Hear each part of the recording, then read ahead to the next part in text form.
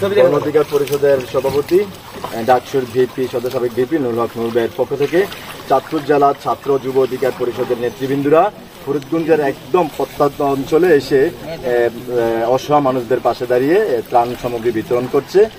বন্যার মাঝে আমরা গণ অধিকার ও ছাত্র অধিকার পরিষদের পক্ষ থেকে ত্রাণ দিয়ে যাচ্ছি। একটু আগে আমাদের এই ট্রাকটি পানির নিচে পতিত হয়েছিল।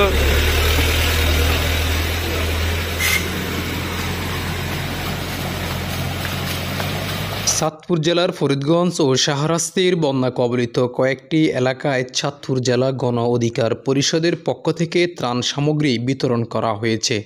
গতকাল 30শে আগস্ট শুক্রবার চাঁদপুর জেলা গণ অধিকার পরিষদ, যুব অধিকার পরিষদ ও ছাত্র অধিকার পরিষদের নেতাকর্মীরা বন্যা দুর্গত এলাকায় ঘুরে ঘুরে 400 পরিবারের মাঝে ত্রাণ সামগ্রী পৌঁছে দেন।